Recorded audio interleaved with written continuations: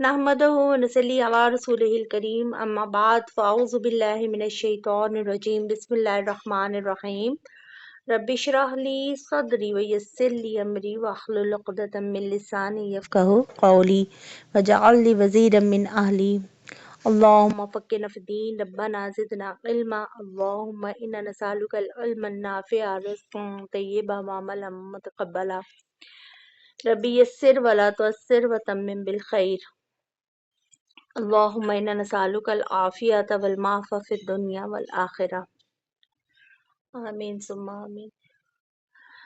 जी प्यारे अल्लाह की तौफीक से अल्हम्दुलिल्लाह हम दौरा कुरान के सिलसिले में पारा नंबर 6 पर अपना सफ़र जो है उसका आगाज़ करेंगे।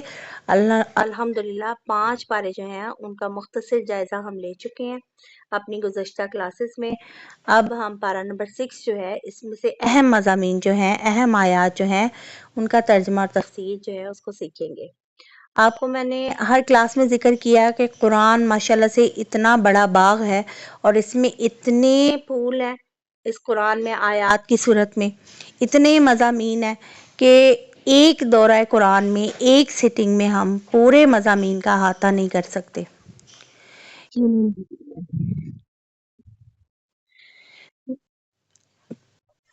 वालेकुम अस्सलाम वरहमतुल्लाहि वबरकातुहू।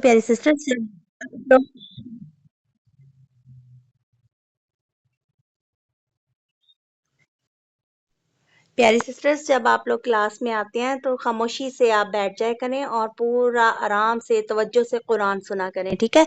और जो भी कोई आपके लेट आना या जल्दी आना है इसको बाद में पर्सनल पे डिस्कस कर लिया करें, ठीक है। अभी ये मजलिस अल्लाह के नाम से शुरू की है और कुरान की शुरू की है तो आप लोग मजलिस के आदाब में से है कि खामोशी से आएँ और बैठें सुने और बाद में अगर कोई क्वेश्चन हो आपके ज़हन में तो वो क्वेश्चन कीजिए, ठीक है।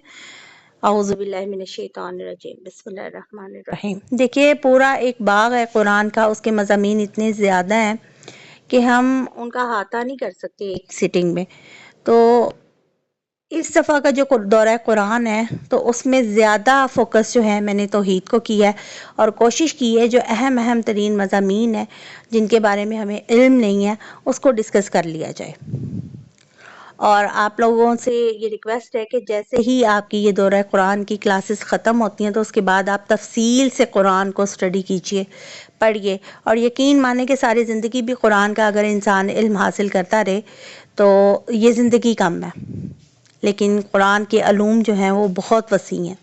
ये अल्लाह की बातें हैं जिनके बारे में अल्लाह ने सूरह काफ में ज़िक्र किया है कि अगर सारे समंदर स्याही बन जाए और तमाम दरख्त जो हैं वो कलम बन जाएं तब भी तेरे रब के कलमात मुकम्मल नहीं होंगे। तो अल्लाह ताला मुझे और आपको ज़्यादा से ज़्यादा इनसे मुस्तफ़ीद होने की तौफीक अता फरमाए। चलिए चलते हैं, सूरह निसा हमारी चल रही है और पारा नंबर 6 में भी सूरत निसा ही जो है वो कंटिन्यू है, ठीक है। आ जाइए आप, हमारे पास जो आयत है आयत नंबर 171। अल्लाह ताला फरमाते हैं या अहलल किताबी ला तग़लू फी दीनिकुम, कि अहले किताब अपने दीन में गलू ना करो और अल्लाह की निस्बत वही बात कहो जो हक है। मसीह ईसा इब्ने मरियम सिर्फ अल्लाह के रसूल और उसका कलमा थे। ये देखिए ज़रा समझिए कि पहले हिस्से में आयत के हमें ये कहा गया है कि दीन में गलू ना करो और अहले किताब मुखातिब इस वक्त जो हैं वो यहूद व नसारा हैं और आज के दौर में हम भी मुखातिब हैं क्योंकि हमारे दीन में भी ये इस किस्म का गलू जो है वो शुरू हो चुका है बदकिस्मती से। गलू का मतलब क्या है? गलू का मतलब है कि ऐसा मुगालबा जो गैर मकूल हो और चाहे ये कमी वाला हो या ज़्यादती वाला हो, अफरात व तफरीज़ की जानिब होता है, ठीक है। जैसे ईसा अलैहिस्सलाम के बारे में नसारा का ये अकीदा है कि वो अल्लाह के बेटे हैं नाउज़ुबिल्लाह, और इसके बरक्स यहूदियों का ये अकीदा है कि वो नबी नहीं है, यानी हज़रत ईसा अलैहिस्सलाम को वो नबी ही नहीं समझते, बल्कि यहूद तो माज़अल्लाह उन्हें वल्दुल हराम समझते हैं और इसी बुनियाद पर उन्होंने हज़रत ईसा अलैहिस्सलाम को सूली पर चढ़ाने की भी बहुत सारी कोशिशें की और उसमें बहरहाल वो कामयाब नहीं हो सके क्योंकि अल्लाह ताला ने उनको आसमान पर ज़िंदा उठा लिया। اور ایک ہی رسول کے بارے میں دیکھیں کہ غلو کرنے کی بنیاد پر اہل کتاب کے دونوں بڑے فرقے جو ہے نا گمراہ ہو گئے۔ اب آج کل جو ہے وہ امت محمدیہ میں بھی غلو کی جو مثالیں نا ہمیں ملنا شروع ہو گئی ہیں۔ اللہ تعالیٰ ایسی بے راہ روی سے مجھے اور آپ کو بچائے اور تمام مسلمانوں کو بچائے۔ اللہ نے غلو سے منع کیا ہے۔ آپ صلی اللہ علیہ وسلم کی شان بیان کرتے ہوئے بعض اوقات اتنا زیادہ اس میں غلو کر دیا جاتا ہے کہ جو الفاظ اللہ کے لیے ہیں نعوذ باللہ مشکل کشا، حاجت روا، تو وہ آپ صلی اللہ علیہ وسلم کے لیے استعمال کر لیے جاتے ہیں، ٹھیک ہے، اور جو کہ جائز نہیں ہے۔ اللہ تعالیٰ نے آپ کو اس قرآن میں کہہ دیا کہ اپنے دین میں آپ نے غلو نہیں کرنا، افراط و تفریط نہیں کرنی، جو کچھ دین میں جتنا آپ کو بتایا گیا اتنا ہی ہے۔ اور آپ صلی اللہ علیہ وآلہ وسلم جو ہیں انہوں نے بھی ایسی باتوں پر ناپسندیدگی کا اظہار کیا کہ جس میں اللہ کے برابر ان کو قرار دیا جائے۔ تو اللہ تعالیٰ مجھے اور آپ کو اس غلو سے بچائے، ٹھیک ہے، اور اللہ کی نسبت وہی بات ہم نے کہنی ہے جو حق ہے۔ اب دیکھیں آگے اسی آیت کے حصے میں اللہ تعالیٰ فرماتے ہیں کہ مسیح عیسیٰ ابن مریم صرف اللہ کے رسول ہے، ٹھیک ہے، اور اس کا کلمہ تھے، یعنی حضرت عیسیٰ علیہ السلام جو ہیں ان کو اللہ تعالیٰ نے اپنے کلمہ کن سے پیدا کی ہے۔ اور یہاں پر بھی دیکھیں کہ توحید الوہیت کی بہترین یعنی وضاحت کی جا رہی ہے کہ اللہ کے سوا کوئی بھی عبادت کے لائق نہیں ہے۔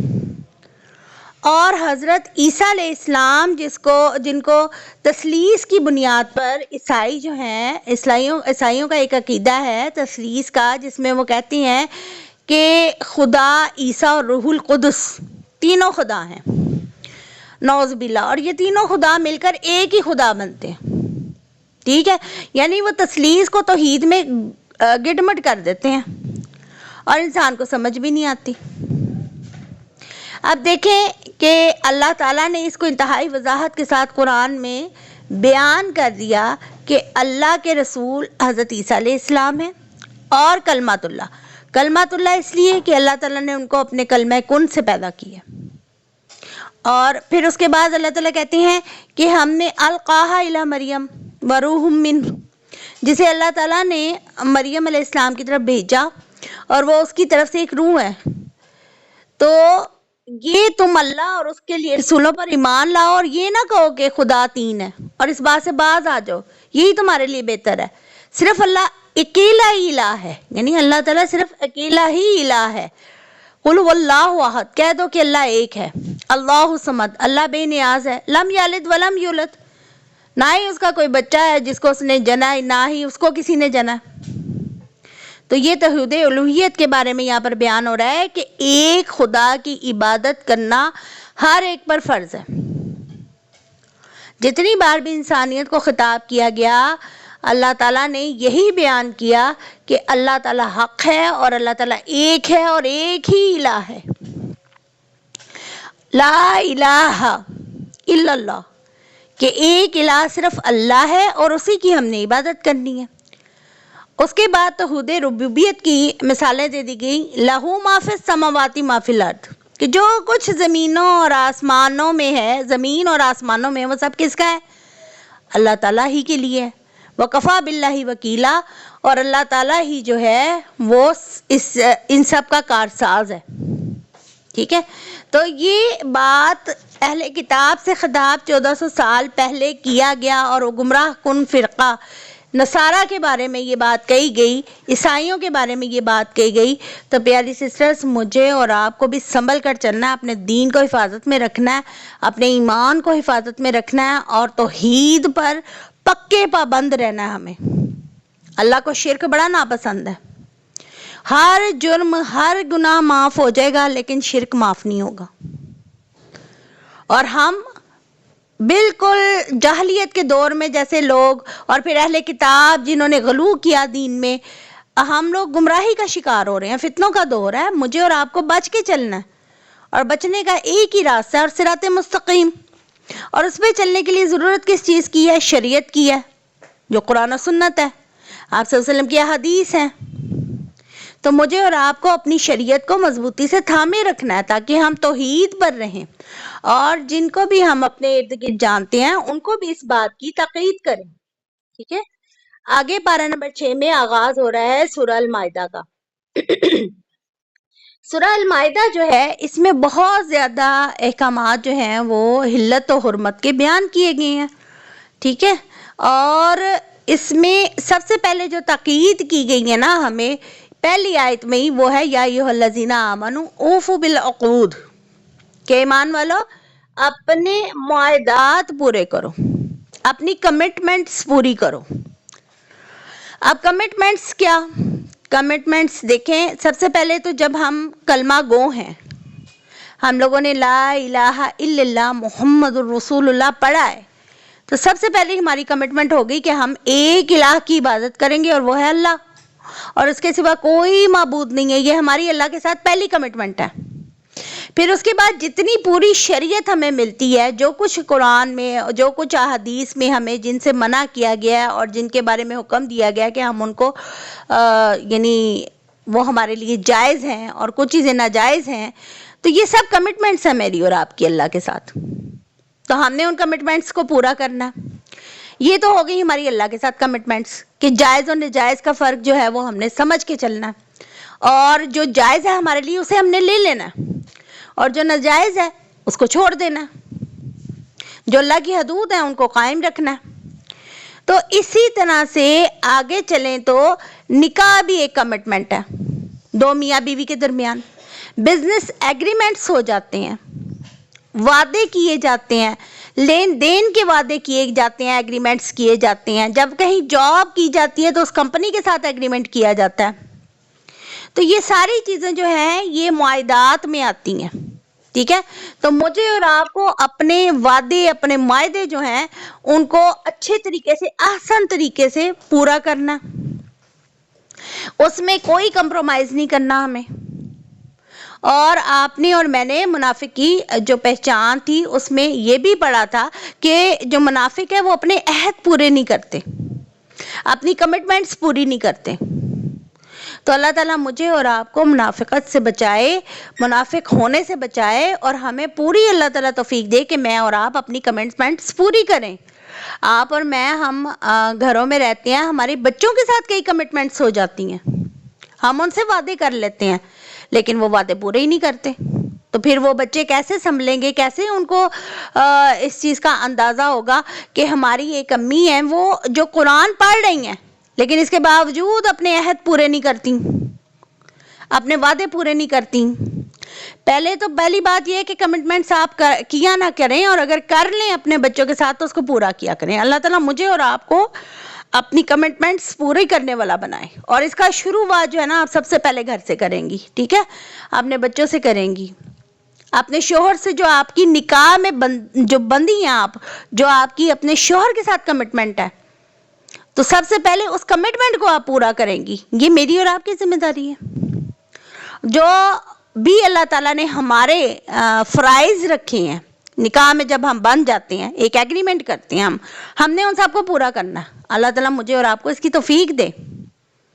ہم نے یہ نہیں دیکھنا کوئی دوسرا اپنی کمٹمنٹس پوری کر رہا ہے یا نہیں کر رہا، یہ اس کا معاملہ ہے، چھوڑ دیں آپ نے اور میں نے صرف اپنی کمٹمنٹس پوری کرنی ہے جو ہمارے ذمہ ہیں۔ اور اللہ تعالیٰ نے ہم نے سورہ بقرہ میں پڑھا تھا نا کہ کسی بھی امت سے کسی دوسری امت کے بارے میں سوال نہیں ہوگا، یعنی کسی بھی ایک انسان نے جو کچھ کیا نا وہ اس کا خود ذمہ دار ہے۔ تو میرے سے اور آپ سے سوال دوسروں کا نہیں ہونا، ہم سے اپنا ہونا ہے۔ اللہ تعالیٰ ہم سے یہاں دعا کرتے ہیں کہ صابن یسیرہ لے، تو اس سلسلے میں سب سے پہلے کیا ہے کہ ہم نے اپنے جتنے فرائض ہیں، اپنی کمٹمنٹس جو ہیں ان کو اچھے طریقے سے، احسن طریقے سے پورا کرنا ہے، اور اپنے بچوں کے ساتھ تو سب سے پہلے خوشگوار ماحول بناتے ہوئے ایسے وعدے کرنے ہیں جو ہم پورے کر سکیں، ٹھیک ہے۔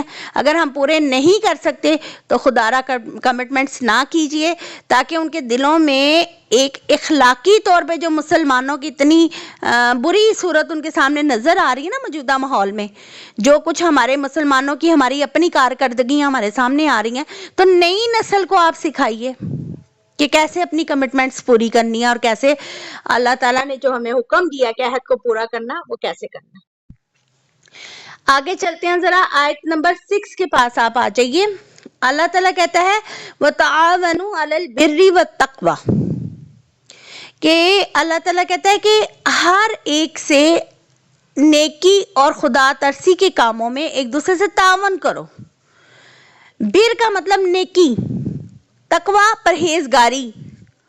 ولا تعاونوا علی الاثم والعدوان، اور گناہ اور سرکشی کے کاموں میں نہ کرو، اللہ سے ڈرتے رہو. بلا شبہ اللہ تعالیٰ کا عذاب بہت سخت ہے. ان اللہ شدید العقاب، کہ اللہ تعالیٰ کا عذاب بہت سخت ہے. اب نیکی کے کام کیسے ہیں جن میں ہمیں تعاون کرنا ہے؟ جیسے اگر کوئی کسی جگہ کوئی اسکول جو ہے وہ شروع ہو رہا ہے، اور آپ کے پاس اگر آپ علم رکھتی ہیں، ٹیچر ہیں آپ، وہاں پر اگر آپ کی فری سروسز کی ضرورت ہے یا پیڈ سروسز کی ضرورت ہے، آپ اس میں تعاون کیجئے. قرآن کا علم حاصل کرنے میں کوئی آپ کا تعاون چاہتا ہے کہ مجھے بھی اس کلاس میں لے آئیں، تو ان کے ساتھ تعاون کیجئے. پھر اگر کوئی انسان جو ہے وہ کسی قرض میں دبا ہوا ہے، وہ وہاں سے نکلنا چاہتا ہے، آپ اس کے ساتھ تعاون کیجئے، اس کا قرض ادا کرنے میں تعاون کیجئے. غرض کے ہر نیکی کے کام میں، پھر نماز با جماعت ادا کرنے میں اپنے شوہروں کے ساتھ تعاون کیجئے کہ وہ مسجد میں ان ٹائم جا سکیں، کھانا بر وقت بنائیں، اپنے بچوں کو بر وقت نماز میں بھیجیں. ہر قسم کے نیکی کے کام میں آپ تعاون کیجئے. اللہ تعالی ہم سب کو توفیق دے. اور جہاں کہیں کوئی گناہ سے بچنا چاہتا ہے، پرہیزگاری اختیار کرنا چاہتا ہے، اللہ کی نافرمانی سے ڈرتا ہے، تو اس کے ساتھ بھی تعاون کیجئے کہ اس کو مجبور نہ کریں کہ وہ کوئی خلاف شرع کام کرے. اپنے وسائل میں رہتے ہوئے اپنے شوہروں کے ساتھ گزارا کیجئے، حق حلال کی، تاکہ وہ کمائیں، اور اللہ سے ڈرتے ہوئے، اللہ کی نافرمانی سے ڈرتے ہوئے وہ حرام کی طرف نہ جائیں. یہ بھی بہت بڑی یعنی کہ تعاون ہے. پھر دیکھیں کہ اگر کوئی انسان سود لینا چاہتا ہے، سود لینا چاہتا ہے، تو اس کے ضامن نہ بنے آپ. برائی کے کاموں میں جو اللہ تعالیٰ نے کہا نا کہ گناہ اور سرکشی کے کاموں میں کوئی تعاون نہ کرو. کوئی اگر سود کی طرف جانا چاہتا ہے اور وہ چاہتا ہے کہ آپ اس کے گواہ بن جائیں، تو آپ نے وہ نہیں بننا. ٹھیک ہے. پھر اس کے بعد اگر کوئی شخص جو ہے وہ کہیں یعنی جس طرح فتنوں کا دور چل رہا ہے، ایک مثال آپ کو دے رہی ہوں کہ جس طرح اگر کوئی انسان زنا کرنا چاہتا ہے تو اس کے ساتھ تعاون نہ کیجیے، برائی کے کاموں میں تعاون نہ کیجیے. برائی کسی قسم کی بھی جو برائی ہے اس کے ساتھ تعاون میں آپ نے تعاون نہیں کرنا.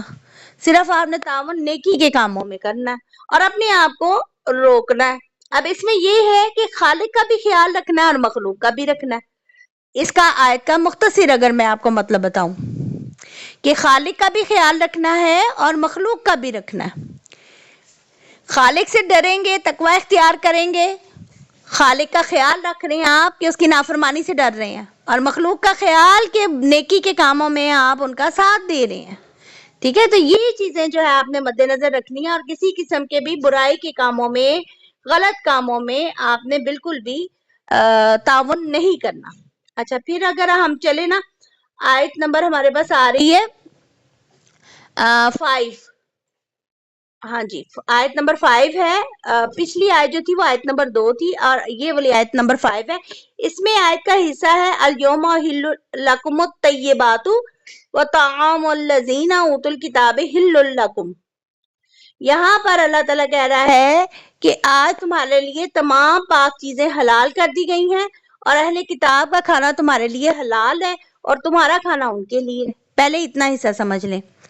اہل کتاب کے ساتھ کھانا جائز ہے، کھایا جا سکتا ہے، لیکن اس کی کوئی شرائط ہے نا، کہ آپ دیکھیں کہ اہل کتاب جو ہیں وہ اب حلال و حرام کی تمیز کھو بیٹھے ہیں.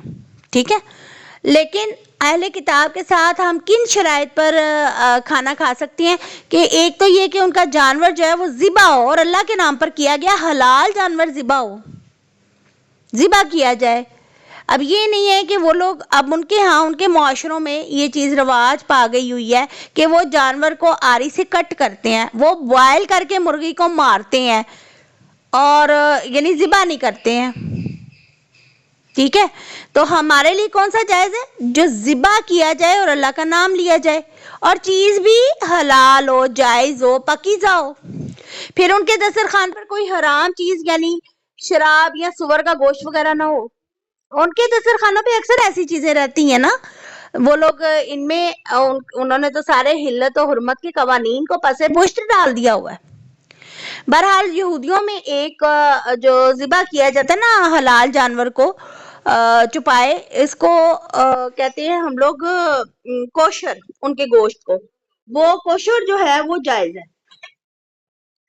اگر آپ کو پتا ہو کہ وہ بھی اللہ کا نام لے کے انہوں نے ذبح کیا، اگر نعوذ باللہ وہ بھی عیسیٰ ابن مریم کے نام کا ذبح کرتے ہیں یا وہ حضرت موسیٰ کا نام لے کے علیہ السلام کا نام لے کے ذبح کرتے ہیں تو وہ جائز ہی نہیں ہے ہمارے لیے، کیونکہ ہمیں تو اللہ تعالیٰ نے حکم دیا ہے کہ ہر اس چیز پر جس پر اللہ کا نام ہے اور وہ شرعاً بھی جائز ہے، حلال ہے، تو پھر آپ کھا سکتے ہیں اہل کتاب کے ساتھ. ٹھیک ہے. ہاں یہ یاد رکھیں کہ سکھ یا ہندو کا تو ذبح کرنے والا جانور بھی حلال نہیں ہے، کیونکہ وہ اہل کتاب نہیں ہے. یہ آپ نے ذہن میں رکھنا ہے. اور اس کو میں نے موضوع کو اس لیے چنا اور اتنی تفصیل سے بتایا ہے کہ آج کل ہمارے مسلمان بہن بھائی زیادہ تر جو ہیں وہ فورن کنٹریز میں رہتے ہیں، یورپین اور امریکہ وغیرہ میں، تو وہاں پر ایسے مسائل کا یعنی سامنا کرنا پڑتا ہے. تو پھر اگر آپ کو اور مجھے جو علم ہو تو ہم ان کو بھی اس چیز کے بارے میں اویئرنیس دے سکتے ہیں. ٹھیک ہے، اگر کوئی ہم سے سوال پوچھے. اور ایک اور شرط اللہ تعالیٰ نے آگے ایک اور دین میں آسانی ہمیں کیا دی کہ مومن عفیفہ عورتیں تمہارے لیے حلال ہیں، اور ان لوگوں کی بھی عفیفہ عورتیں بھی جنہیں تم سے پہلے کتاب دی گئی ہے. یعنی اہل کتاب کی خواتین سے نکاح جائز ہے، لیکن کس صورت میں؟ کہ وہ اگر عفیفہ ہے، پاک باز ہے. ایسا نہیں ہے کہ وہ اگر زنا کر رہی ہیں، شراب پی رہی ہیں، حرام کھا رہی ہیں تو ایسی خواتین سے آپ نکاح کر لو. ٹھیک ہے، بشرطے کہ وہ اگر یہ ساری چیزوں چھوڑنے کا ارادہ کرتی ہیں اور پھر اگر کلمہ گو ہو جائیں، کلمہ پڑھ لیں تو ویل اینڈ گڈ، بیسٹ ہے. کہ اگر آپ کی کوئی غیر مسلم ہے وہ اسلام قبول کر لیتا ہے تو بعد میں آپ اس کے ساتھ نکاح کر لیتی ہیں، جائز ہے. لیکن اہل کتاب میں عفیفہ پاک باز عورتیں جو ہیں آپ ان سے نکاح کریں گے. اور یہاں یاد رکھیں کہ نکاح کے بعد جو بچے ہیں وہ مسلمان ہوں گے، یہ بھی شرط لازم ہے. کیونکہ آپ دیکھیں اکثر اگر کسی بھی اہل کتاب کی خاتون سے شادی کی جائے تو ان کے ممالک میں یہ قوانین ہے کہ بچے ماں کے پاس رہیں گے طلاق کی صورت میں، اور ماں کے مذہب پہ رہتے ہیں بچے. تو اس صورت میں یہ نکاح جائز ہے کہ جب بچے جو ہیں وہ مسلمان رہیں گے اور مرد کے مطابق، یعنی اس کا دین اسلام ہے، اس کے مطابق ان کو براٹ اپ کیا جائے گا تو اہل کتاب کی عورت سے نکاح جائز ہے. ٹھیک ہے، ورنہ اہل کتاب کی خواتین سے نکاح جو ہے وہ جائز نہیں ہے. حضرت عمر فاروق جو تھے نا، انہوں نے تو ناپسندیدہ قرار دیا تھا کہ اہل کتاب کی عورتوں سے اگر نکاح کیا جائے. لیکن میں آپ کو اپنی مرضی سے نہ کچھ کہہ سکتی ہوں اور نہ آپ کر سکتے ہیں کچھ بھی اپنی خواہش کے مطابق. ہمیں کس کو لے کے چلنا ہے؟ شریعت کو. شریعت میں اجازت ہے اور اس کے لیے شرط ہے عفیفہ عورتیں، پاکیزہ عورتیں. ٹھیک ہو گیا. اس کے بعد آگے چلتے ہیں. آگے آپ آ جائیے، آئی تھنک کہ آیت نمبر یہاں پر ہے 6. ہاں جی 6 ہی آ رہی ہے آیت نمبر. اس میں آپ کے پاس اس میں ایک حصہ آتا ہے آیت کا کہ اور اگر جنابت کی حالت میں ہو تم نا، وَإِن كُنتُم مَرْضَىٰ وَعَلَىٰ سَفَرٍ أَوْ جَاءَ أَحَدُكُم مِّنكُم مِّنَ الْغَائِطِ أَوْ لَمَسْتُمُ النِّسَاءَ فَلَمْ تَجِدُوا مَاءً، کہ اگر آپ کے پاس اگر آپ جنابت کی حالت میں ہو تو نہا کر طہارت حاصل کرو. ہاں اگر تم مریض ہو یا سفر میں ہو یا تم میں سے کوئی سی شخص کو رفع حاجت ہو گئی ہے یا تم نے عورتوں کو چھوا ہے، پھر تمہیں پانی نہیں مل رہا، تو پاک مٹی سے آپ تیمم کر لیں. ٹھیک ہے، پھر اس سے اپنے چہرے اور ہاتھوں کا مسح کر لو. اب یہاں پر آپ یہ دیکھ لیں بات کہ اگر آپ صلی اللہ علیہ وسلم کی حدیث کا مفہوم ہے کہ اگر 10 سال تک بھی مومن کو پانی نہیں ملتا تو وہ تیمم سے پاکی حاصل کر سکتا ہے. اور اس میں کیا شرط رکھی گئی ہے کہ پانی اگر موجود نہیں ہے یا کوئی مریض ہے یا سفر میں بھی پانی کی قلت ہوتی ہے تو تیمم جو ہے وہ کفایت کر جائے گا. اب تیمم میں کئی لوگ جو ہے نا وہ تیمم کا پہلے طریقہ سن لیجئے کہ پہلے آپ نے صاف پاک مٹی ہو اس پر ہاتھ مارنا ہے، اس کے بعد ہاتھوں کو سیدھا کرنا ہے، پھونک مارنی ہے، پھر داہنے ہاتھ کی پشت پر بائیں ہاتھ کی پشت پر ہاتھ کا مسح کرنا ہے، اور پھر اس کے بعد منہ پہ ایک بار ہاتھ پھیر لینا ہے. اچھا، یہ شرعی طریقہ ہے. 3 بار مٹی پر ہاتھ مارنا، 3 बार मुंह पहुंचना या कोहनियों तक जो है वो मसा करना, ये कहीं भी किसी भी सही हदीस से साबित नहीं है, ठीक है। अगर इवन के आपने अगर कोई आपको जनाबत का गुस्ल भी फ़र्ज हो गया ना आप पे, लेकिन आपको पानी नहीं मिल रहा, या आप मरीज़ हैं, या आपके लिए वो बेहतर नहीं है पानी का इस्तेमाल करना, तो आप साफ़ मिट्टी से, पाक मिट्टी से जो है वो तयम्मुम कर सकते हैं, ठीक है। और ये मैंने आपको पहले बता दिया कि अल्लाह ताला कहती है कि जो मोमिन है, यानी आप सल्लल्लाहु अलैहि वसल्लम की हदीस के मुताबिक कि जो मोमिन है वो उस वक्त तक जो है 10 साल तक भी अगर उसको पानी मैसर नहीं है, या कोई बीमारी है, या कोई भी मसला है जो मैंने आपको बताए हैं चंद मसाइल, तो वो तयम्मुम उसके लिए कफ़ायत कर जाएगा। चलिए जी आगे चलते हैं। आयत नंबर 17 हमारे पास आ रही है, सूरह अल माइदा। लक़द कफ़रल्लज़ीना क़ालू इन्नल्लाह हुवल मसीह इब्न मरियम। अल्लाह अकबर। के अल्लाह ताला कहता है कि यकीनन वो लोग काफिर हैं जिन्होंने कहा मसीह इब्ने मरियम ही अल्लाह है। आप इनसे पूछिए कि अगर अल्लाह ताला मसीह इब्ने मरियम को और उसकी वालदा को, जो कुछ भी जमीन में, इन सबको हलाक करना चाहे या हलाक कर दे, तो किसकी मजाल है कि वो अल्लाह को इस इरादे से रोक सकेगा। और जो कुछ आसमानों और जमीन और उसके दरमियान है सब अल्लाह ही की मलकियत है। वो जो कुछ चाहता है पैदा करता है और हर चीज पर कादिर है। ईसाई जो हैं वो हजरत ईसा अलैहिस्सलाम और सैयदा मरियम जो हैं अलैहिस्सलाम दोनों को अलूहियत में शरीक बनाते हैं। इलाह किसे कहते हैं? जिसकी एक इबादत की जाए, एक इलाह की इबादत की जाए, अल्लाह को। और इलाह कहते हैं जिसकी इबादत की जाए। अब ये लोग, अल्लाह ताला ने अब इसकी मिसाल ये दी है कि ईसा कैसे हो सकते हैं इलाह, जबकि वो अपने आप को सलीब पे चढ़ने से भी देखे नहीं रोक सके, ना बचा सके। वो तो अल्लाह ताला ने रफ़ाए आसमान के जरिए उनको आसमान पे उठा लिया ना, वरना उनके इख्तियार में था। इवन के सैयदा मरियम जो थी वो, उनको यहूद ने जना के ताने दिए, वो तो अपने आप को इन तोहमतों से भी नहीं बचा सकी। तो यानी अल्लाह ताला कहता है कि अल्लाह वहदहु ला शरीक है। और ये बार बार जो यहाँ पर नसारा का बयान किया जा रहा है, ईसाइयों का बयान किया जा रहा है, और हज़रत ईसा अलैहिस्सलाम के बारे में ज़िक्र किया जा रहा है, तो ये तफसीलन बताया जा रहा है कि अहले किताब का ये अक़ीदा बिल्कुल गलत है और इसका कोई भी हकीकत नहीं है, जिसमें पूरे मज़हब की बुनियाद इन्होंने बनाई हुई है ईसाइयों ने। और कहते ये हैं बिल्कुल ये इल्हामी मज़हब है। ईसाइयत अल्लाह की तरफ से नाजिल किया गया था, मुख्तसर मुद्दत के लिए था, मुख्तसर सा दुनिया का एक हिस्सा जो है उनके लिए था। लेकिन आफाकी मज़हब जो है वो इस्लाम है, और हमेशा जो एंड तक क़यामत तक रहेगा वो दीन इस्लाम है और उम्मत मुहम्मदी है।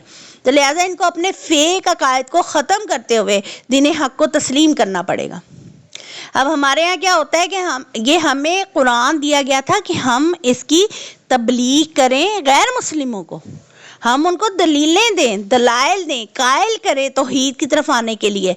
लेकिन आज क्या हो गया, हम मुसलमान आपस में ही झगड़ रहे हैं, आपस में ही किसी एक मकसद पर खड़े ही नहीं हो पा रहे।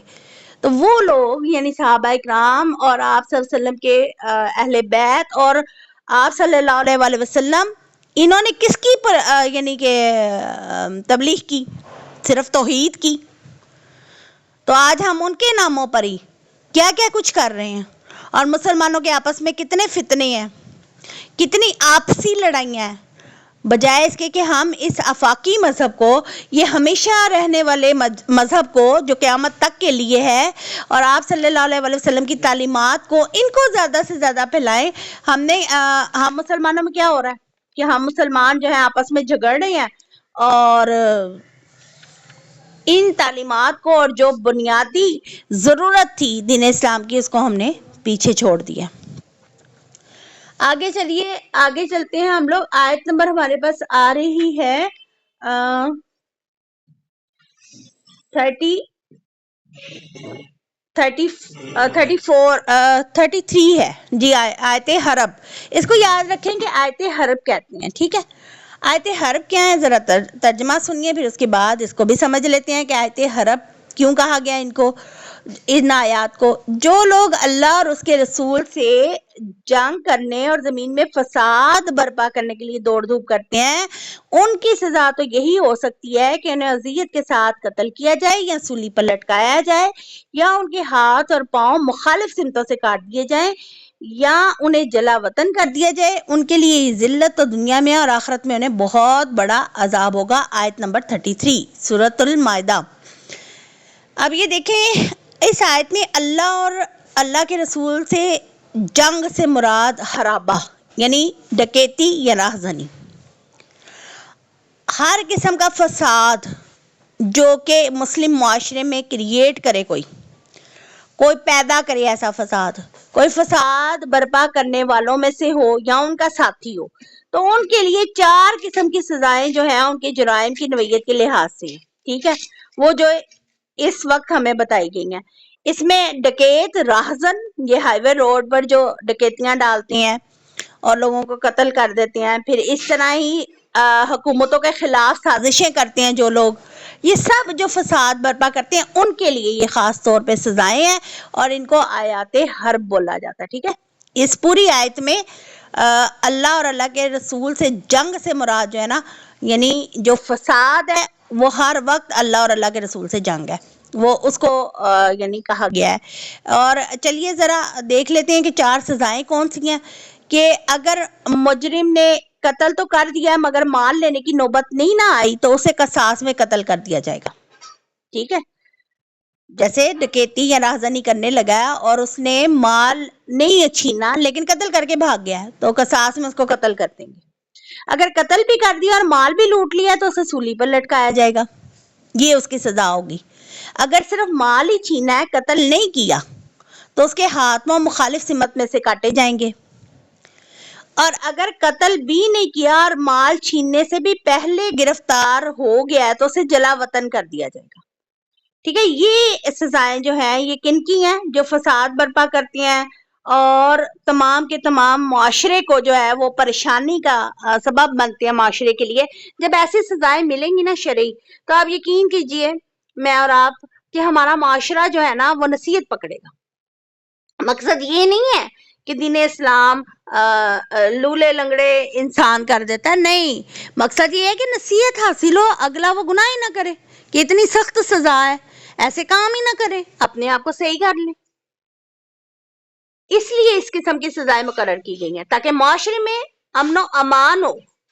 اب آگے دیکھ لیں، اسی طرح سے آیت نمبر 38 میں جو ہے وہ سارقو سارقاتو فقطعوا ایدیہما، کہ اب اسلام میں یہ ہے کہ چور خواہ مرد ہو یا عورت، دونوں کے ہاتھ کاٹ دو، یہ ان کے کیے کا بدلہ ہے اور اللہ کی طرف سے عبرتناک سزا ہے، ٹھیک ہے۔ اب یہاں پر دیکھیں ذرا اس کو سمجھ لیں، پہلی بات کہ کس صورت میں چوری کتنی کی جائے گی تو ہاتھ کٹے گا، ٹھیک ہے۔ سیدنا عائشہ رضی اللہ تعالیٰ عنہ کہتی ہیں کہ آپ صلی اللہ علیہ وسلم نے فرمایا چور کا ہاتھ جو ہے نا وہ 1/4 دینار یا اس سے زائد پر کاٹ دیا جائے گا، ٹھیک ہے، یعنی 1 دینار جو ہے نا وہ اس کا وزن 4.25 گرام، ٹھیک ہے، سونے کا دینار 4.25 گرام، اور 1.25 گرام کی اگر چوری کی گئی ہے، اگر اس کو پیسوں میں کیلکولیٹ کریں تو تقریباً 20,000 کی چیز، 20,000 کی چیز چوری کرنے پر ہاتھ جو ہے نا وہ کاٹ دیا جائے گا۔ اس سے کم پہ نہیں کاٹا جائے گا، اس سے کم پہ یا تو قاضی قید میں ڈال دے گا یا پھر کوڑے دے گا یا کوئی اور سزا دے دی جائے گی، ہاتھ نہیں کٹے گا، ٹھیک ہے۔ اور یہ بات یاد رکھیں کہ جب معاملہ عدالت میں آ جائے اور پوری چوری ثابت ہو جائے کہ اس نے 20,000 کی چیز یا 20,000 سے زائد کی چیز چوری کی ہے، تو پھر اس میں کیا ہوگا؟ اگر عدالت میں معاملہ آ گیا تو پھر معافی نہیں ہوگی، پھر حد نافذ ہوگی۔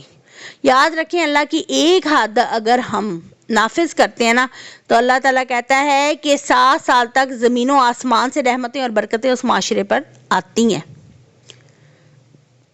اگر ہم اللہ کے ہی حکموں کی نافرمانی کرتے جائیں گے تو ہمارے معاشروں میں کہاں سکون آئے گا؟ یہ بات سمجھنے والی ہے، ٹھیک ہے۔ اچھا، اب اس میں ایک اور بات بھی ہے کہ اپنے مال کی خود حفاظت کرنی ہے آپ نے۔ جیسے اگر آپ کسی پبلک پلیس پہ ہیں آپ نے اپنا موبائل لاپرواہی سے رکھ دیا ہے، یا مسجد میں وضو کرنے جا رہے ہیں، آپ اپنا صف میں موبائل چھوڑ گئے ہیں، وہ آپ کی لاپرواہی کی وجہ سے چوری ہوا ہے تو اس پہ حد نہیں آئے گی۔ اگر آپ کی جیب سے چوری ہوا ہے، اگر آپ کے پرس سے موبائل چوری ہوا ہے، یعنی آپ نے اپنی چیز کو حفاظت میں لاکر میں رکھا ہوا ہے یا حفاظت میں اپنی کسٹڈی میں رکھا ہے، پھر چوری ہوئی ہے تو پھر حد نافذ ہوگی۔ یہ چیزیں ذرا سمجھ لیں۔ تو یہ جو ہے اللہ تعالیٰ کے احکامات جو ہے نا وہ ہمیں پورے کرنے ہیں، پھر ہی ہم اس دنیا میں بھی سکون سے رہ سکتے ہیں اور آخرت میں بھی آخرت میں بھی اس کے تمام تر جو فیوز و برکات ہیں وہ ہمیں حاصل ہو سکتی ہیں۔ چلیے ذرا آگے چلتے ہیں، اگلی ہمارے پاس آیت آ رہی ہے، آئی تھنک یہ ہے 45، ٹھیک ہے، آیت نمبر 45 سورہ المائدہ۔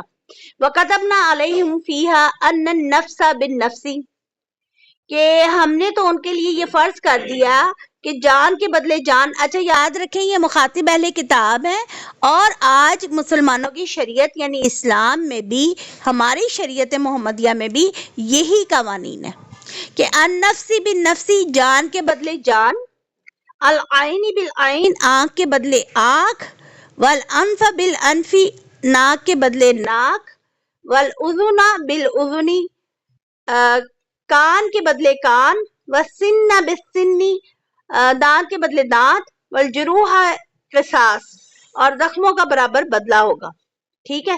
یہ ہمارے مذہب میں یعنی کہ یہ بات ہے، یہ دین میں، ہمارے دین اسلام میں یہ بات ہے کہ قصاص اس طرح سے کہ اگر کسی نے کسی کی آنکھ پھوڑ دی ہے تو اس کے بدلے میں آنکھ ہی اس کی لی جائے گی۔ کسی نے اگر ناک کو نقصان پہنچا دیا اتنا ہی اس کی، یعنی کئی لوگ ناک وغیرہ بھی کاٹ دیتے ہیں نا، تو اس میں بھی، اور پھر اگر کسی نے کان کو نقصان پہنچایا ہے، کان کے بدلے کان ہی، اور دانت اگر کسی نے توڑ دیا تو پھر دانت کے بدلے دانت ہی، ٹھیک ہے۔ اللہ اکبر۔ اب اس سے یہ کیسے کہ یہ ہماری شریعت میں بھی اللہ تعالیٰ نے حکم دیا ہے کہ یہ کام قصاص ہیں، ٹھیک ہے۔ جان کی دیت جو ہے نا 100 اونٹ ہے، یہ آپ یاد رکھیں، 100 اونٹ ہے، اور یہ اس کی تقریباً اگر 100 اونٹوں کی قیمت کیلکولیٹ کی جائے نا، کم سے کم بھی تو 5 کروڑ بنتی ہے ایک جان کی دیت، ٹھیک ہے۔ اگر قصاص کے بدلے قصاص نہیں ہوتا، دیت لی جاتی ہے تو 100 اونٹ ہوتے ہیں، ٹھیک ہے۔ اب آگے یہ چیزیں ساری ہماری اسلامی شریعت میں کیسے ہیں یہ ہمیں پتہ چلتا ہے احادیث سے۔ سیدنا انس رضی اللہ تعالیٰ عنہ فرماتے ہیں کہ میری پھپھی ربیع بن نور نے ایک انصاری لڑکی کا دانت توڑ ڈالا اور لڑکی کے ورثاء نے قصاص کا مطالبہ کر دیا۔ آپ صلی اللہ علیہ وسلم کے پاس مقدمہ آیا تو آپ صلی اللہ علیہ وآلہ وسلم نے قصاص کا حکم دے دیا۔ تو انس بن نظر جو انس بن مالک کے چچا اور ربیع کے بھائی تھے کہنے لگے یا رسول اللہ صلی اللہ علیہ وآلہ وسلم، اللہ کی قسم ایسا کبھی نہ ہوگا کہ ربیع کا دانت توڑا جائے۔ آپ صلی اللہ علیہ وسلم نے فرمایا انس یہ کیا کہہ رہے ہو، قصاص تو اللہ کا حکم ہے۔ پھر اللہ تعالیٰ کی قدرت دیکھیں کہ لڑکی کے ورثاء جو تھے انہوں نے قصاص کو معاف کر دیا اور دیت لینے پر راضی ہو گئے۔ اس وقت پھر آپ صلی اللہ علیہ وسلم نے فرمایا اللہ کے کچھ بندے ایسے بھی ہیں کہ اللہ پر بھروسہ کھاتے ہوئے اگر قسم کھا بیٹھے تو اللہ ان کی قسم سچی کر دیتا ہے۔ یہ بخاری کی حدیث ہے۔ تو بہرحال جب ایسے قوانین جو معاشرے کی اصلاح پر مبنی ہے، معاشرے کے امن و سکون پر مبنی ہے، اگر ان کو نافذ کیا جائے گا تو پھر یہ ایک اسلامی معاشرہ جو امن و سکون کا یعنی گہوارہ ہوگا، وہ ہمارے سامنے ایک خوبصورت تصویر آئے گی اس معاشرے کی، وہ معاشرہ ہم اس کو بنا سکیں گے۔ اور اس کے لیے یہ ساری تعلیمات جو آپ آج سیکھ رہی ہیں نا، آپ نے اپنے بچوں کو بتانی ہے، اپنے بچوں کو، اپنے بھائیوں کو، اپنی بہنوں کو، جو بھی آپ کے ارد گرد ہیں، تبھی فائدہ آپ کے قرآن سیکھنے کا۔ قرآن کا ایک حق یہ بھی ہے کہ جب اس کو سیکھا جائے تو پھر اس کو آگے بھی اس کی تعلیمات کو پھیلایا جائے اور اس پر عمل بھی کیا جائے۔ پھر آگے چلیں، آیت نمبر 60 ہے 64۔ قالت الیہود ید اللہ مغلولہ، یہود کہتے ہیں کہ اللہ کا ہاتھ بندھا ہوا ہے، بندھے ہوئے تو انہی کے ہاتھ ہیں، اور ان کی اس غلط بیانات کی وجہ سے یعنی اس بکواس کی وجہ سے ان پر اللہ تعالیٰ کی پھٹکار پڑ گئی۔ بلکہ اللہ کے تو دونوں ہاتھ جو ہیں وہ کھلے ہوئے ہیں، وہ جیسے چاہتا ہے خرچ کرتا ہے، اور جو کچھ آپ کے رب کی طرف سے آپ صلی اللہ علیہ وآلہ وسلم پر نازل ہوا ہے اس سے ان کے بعض یعنی اکثر لوگ جو ہیں بجائے ہدایت کے الٹا سرکشی اور کفر میں ہی بڑھ جاتے ہیں۔ اچھا جی ذرا غور سے سن لیجئے، پہلی بات تو یہ ہے کہ قرآن سے گمراہ کون ہوتا ہے؟ بعض اوقات کسی لاعلاج مریض کو کچھ اچھی اور پاکیزہ غذائیں دی جائیں نا تو اسے وہ راس نہیں آتی، اس کی بیماری بڑھ جاتی ہے۔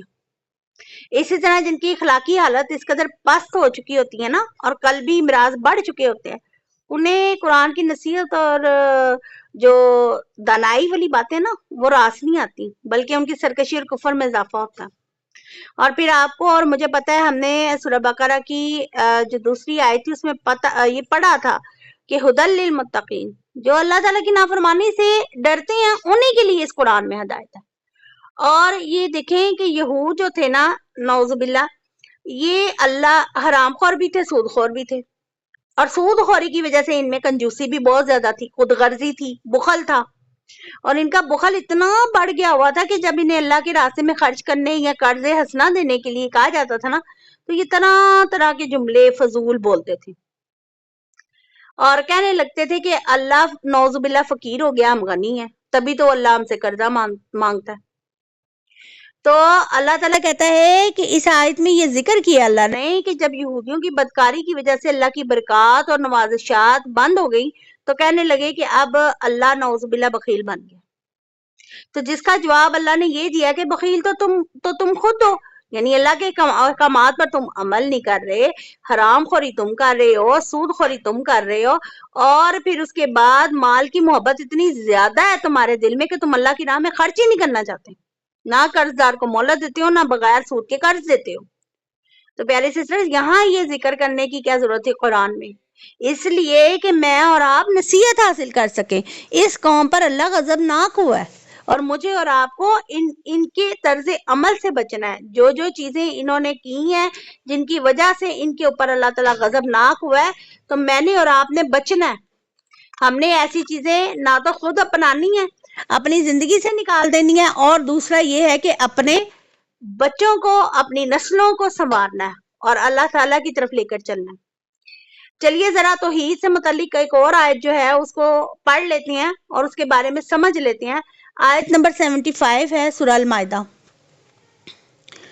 اللہ تعالیٰ فرماتے ہیں مل مسیح ابن مریم الا رسول اللہ، کہ مسیح ابن مریم تو ایک ہی رسول تھے، جس سے پہلے کئی رسول گزر چکے ہیں، اور اس کی والدہ جو تھیں وہ راست باز تھیں، وہ دونوں کھانا کھاتے تھے۔ اور اللہ کہتے ہیں دیکھیے ہم ان کے لیے کیسے واضح دلائل پیش کر رہے ہیں، پھر بھی یہ دیکھیں لوگ بہکائے جا رہے ہیں۔ کدھر سے بہکائے جا رہے ہیں؟ دیکھیں عقیدہ تثلیث کا رد اللہ تعالیٰ نے کیا اور عیسیٰ علیہ السلام کی الوہیت کی تردید کی ہے۔ اچھا یہاں ایک بات سمجھ لیں کہ شرک اللہ کو بہت ناپسند ہے، بہت ناپسند ہے۔ کبھی نکلنا ہی نہیں ہے اس بندے نے جہنم سے جس نے شرک کیا۔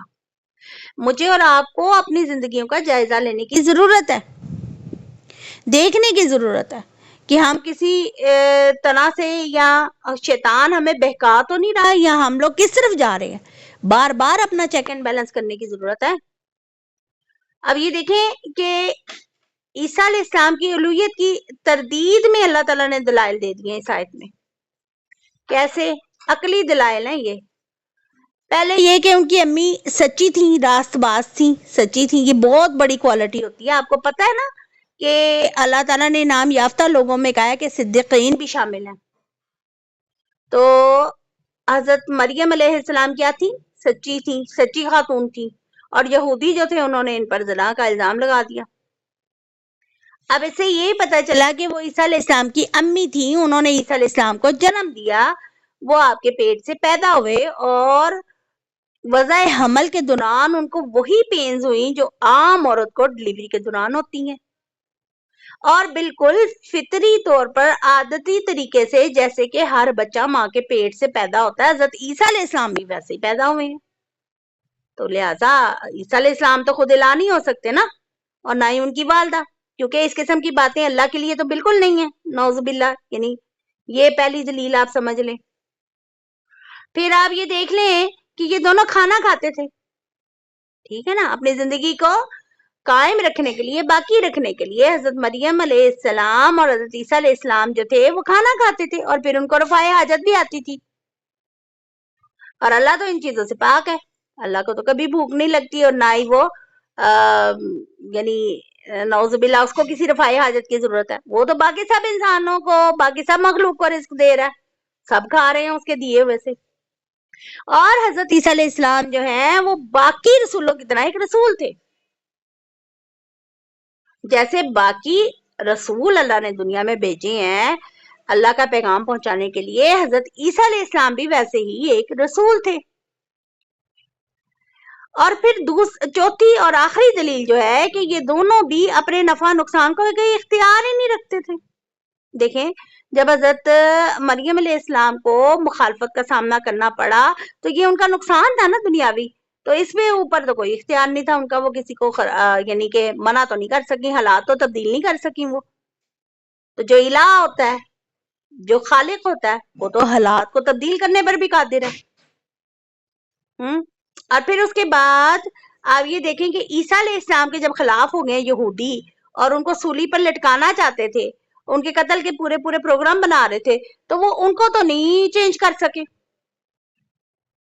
اور پھر اللہ تعالیٰ نے دفعہ آسمان کے ذریعے ان کو بچایا. تو پھر خالق کون ہے؟ ذرا انہی آیات کی روشنی میں آج اپنا جائزہ لیجئے, اور میں بھی اپنا لیتی ہوں. ہم لوگ اپنا جائزہ لیں کہ ہم لوگ کسی بھی ہستی کی شان میں وہ غلو تو نہیں کر رہے, ان کو اتنا تو نہیں بڑھا رہے کہ جو توحید کی ایک لائن کی اللہ تعالیٰ نے کھینچی ہے, ڈرا کی ہے, اس کو ہم کراس تو نہیں کر رہے. یہ سوچنے کا مقام ہے میرے لیے اور آپ کے لیے. اور ہم مسلمان کس گمراہیوں میں دھنستے چلے جا رہے ہیں جانے نہ انجانے میں. اور سب سے بڑی جو اس کی وجہ ہے نا, مین ریزن گمراہیوں میں جانے کی, قرآن سے دوری ہے. قرآن سے جڑنا ہر مسلمان کے لیے بہت ضروری ہے, اور اس کو سمجھنے کے لیے احادیث ضروری ہے. قرآن کو سمجھنے کے لیے آپ صلی اللہ علیہ وسلم کی زندگی کا مطالعہ ضروری ہے. تو مجھے اور آپ کو ہر لحاظ سے پیاری بہنوں شرک سے بچنا ہے. میں نے آپ کو بتایا کہ اس دفعہ کا جو دورہ قرآن ہے اس میں زیادہ اہم ترین موضوع جو ہے وہ یہی رہے گا کہ توحید پر کس طرح آیا جائے. تو اتنے بڑے جلیل القدر پیغمبر حضرت عیسیٰ علیہ السلام, ان کے بارے میں بھی اللہ تعالیٰ یہ بات کہہ رہا ہے کہ توحید جو ہے اگر اس میں کوئی بھی وہ شرک کرے گا, گوارا ہی نہیں ہے اللہ کو. میں اور آپ کس کھیت کی مولی ہیں. اور پھر اس کے بعد وہ بزرگان دین جو کہ اس بات سے بالکل لاپرواہ رہے اور انہوں نے کبھی اپنی زندگی میں شرک نہیں کیا. انہوں نے ہمیشہ شرک سے احتراز کیا. آج ہم انہیں کن لیول پہ لے کے جاتے ہیں. اللہ تعالیٰ مجھے اور آپ کو شرک سے بچائے. آپ یاد رکھیں قرآن میں اللہ تعالیٰ نے سورہ بقرہ میں کہا ہے کہ وہ دن قریب ہے جب ایسے جو ہستیاں ہیں وہ ان سے دوری اختیار کریں گے, کہیں گے اللہ ہم نہیں ان کو جانتے, ہم نے تو ایسی تعلیمات نہیں دی, ہم نے تو کبھی ان کو نہیں ابھارا کہ یہ ہمیں مانے یا ہم سے کچھ مانگے. پیاری سسٹر, سوچنے کا مقام ہے, غور و فکر کا مقام ہے. اللہ تعالیٰ کہتا ہے کہ قرآن سے نصیحت وہی حاصل کرتے ہیں جو عقل مند ہے. تو اللہ تعالیٰ مجھے اور آپ کو نصیحت حاصل کرنے والا بنائے, ہم اپنی زندگی کو بہتر انداز سے توحید کے ساتھ شرک کی نفی کرتے ہوئے اپنی زندگی گزاریں. تو لہٰذا مجھے اور آپ کو اپنا جائزہ لینا, اپنے ارد گرد جائزہ لینا, اور بڑی حکمت سے پیار و محبت سے سب کو تلقین کرنی ہے کہ توحید پرست کی زندگی گزاریں. اور اس کے لیے سب سے زیادہ ضروری ہے کہ علم حاصل کریں دین کا, اور قرآن سے جڑ جائیں. یہ تھی ہماری پیاری سسٹرز آج کی آیات جن کو ہم نے ڈسکس کیا پارہ نمبر 6 میں سورہ المائدہ میں. تو انشاءاللہ تعالی کل باذن اللہ جو ہے پارہ نمبر 7 جو ہے اس کے مختصر مضامین کا جائزہ لیں گے. اگر آپ کے کو کچھ سمجھ نہیں آیا تو آپ کوشچن کر سکتے ہیں. سبحانک اللہم و بحمدک اشہد ان لا الہ الا انت استغفرک و اتوب الیک.